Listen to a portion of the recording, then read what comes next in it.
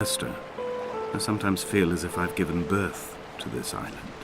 Somewhere between the longitude and latitude, a split opened up, and it beached remotely here. No matter how hard I correlate, it remains a singularity, an alpha point in my life that refuses all hypothesis. I return each time leaving fresh markers that I hope, in the full glare of my hopelessness, will have blossomed into fresh insight in the interim.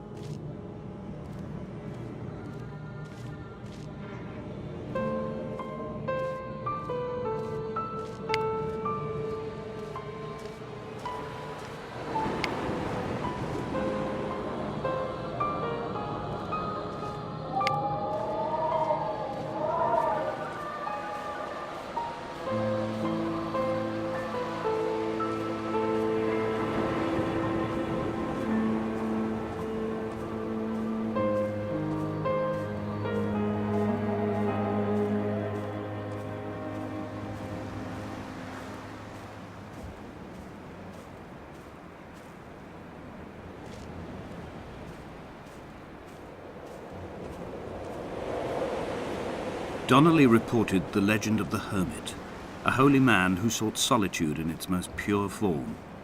Allegedly, he rode here from the mainland in a boat without a bottom, so all the creatures of the sea could rise at night to converse with him. How disappointed he must have been with their chatter. Perhaps now, when all that haunts the ocean is the rubbish dumped from the tankers, he'd find more peace. They say he threw his arms wide in a valley on the south side, and the cliff opened up to provide him shelter. They say he died of fever 116 years later. The shepherds left gifts for him at the mouth of the cave, but Donnelly records they never claimed to have seen him. I have visited the cave and I have left my gifts, but like them, I appear to be an unworthy subject of his solitude.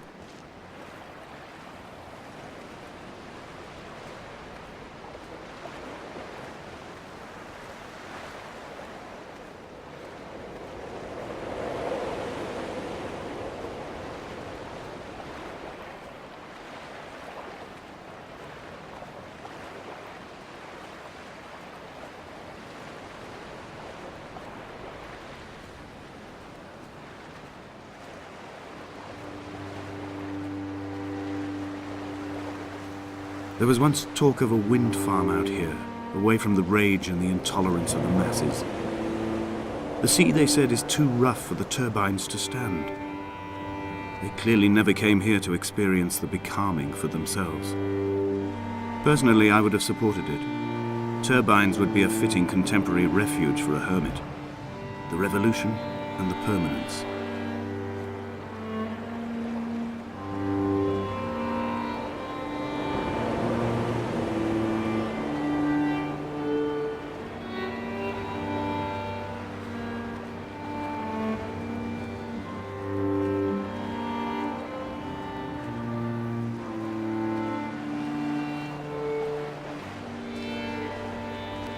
Dear Esther, I found myself to be as featureless as this ocean, as shallow and unoccupied as this bay, a listless wreck without identification. My rocks are these bones, and a careful fence to keep the precipice at bay. Shot through me caves, my forehead a mount. This aerial will transmit into me so. All overexposed, the nervous system, where Donnelly's boots and yours and mine still trample. I will carry a torch for you. I will leave it at the foot of my headstone. You will need it for the tunnels that carry me under.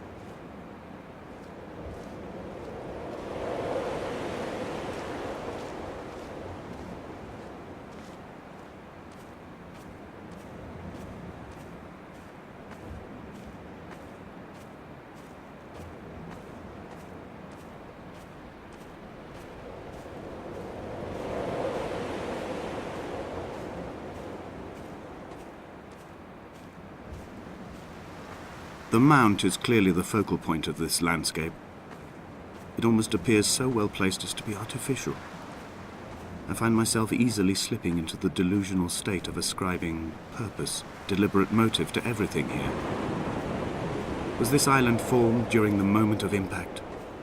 When we were torn loose from our moorings, and the seatbelts cut motorway lanes into our chests and shoulders, did it first break surface then?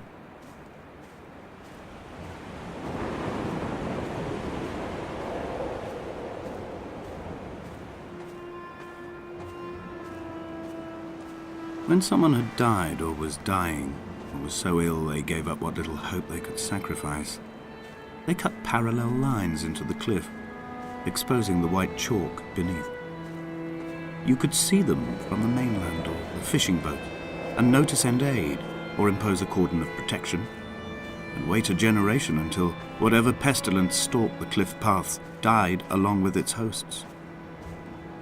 My lines are just for this, to keep any would-be rescuers at bay. The infection is not simply of the flesh.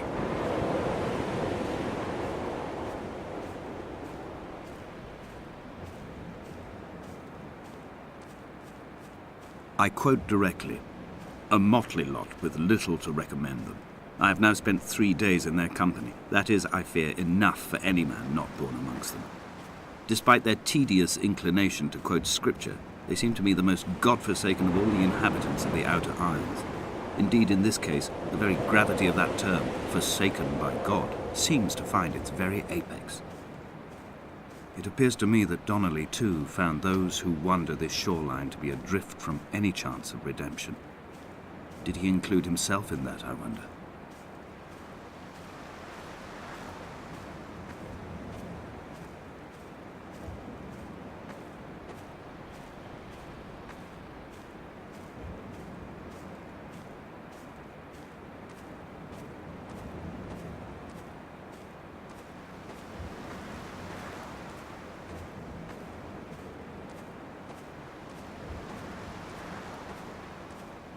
Dear Esther, I met Paul. I made my own little pilgrimage. My Damascus, a small semi-detached on the outskirts of Wolverhampton. We drank coffee in his kitchen and tried to connect to one another. Although he knew I hadn't come in search of an apology, reason or retribution, he still spiraled in panic, thrown high and lucid by his own dented bonnet. Responsibility had made him old.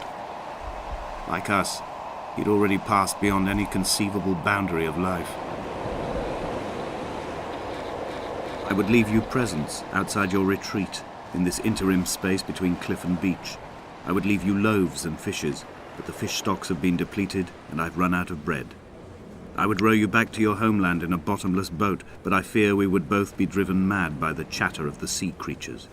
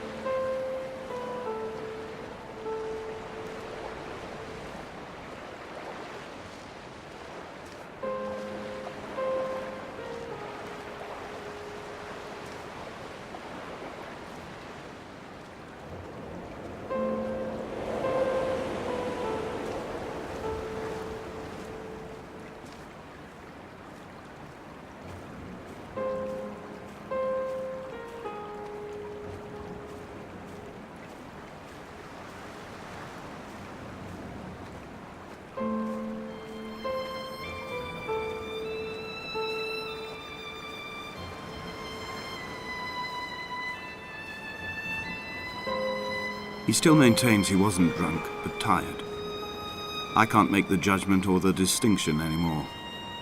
I was drunk when I landed here, and tired too. I walked up the cliff path in near darkness and camped in the bay where the trawler lies beached. It was only at dawn that I saw the bothy and decided to make my temporary lodgings there. I was expecting just the aerial and a transmitter stashed in a weatherproof box somewhere on the mount. It had an air of uneasy permanence to it. Like all the other buildings here, erosion seems to have evaded it completely.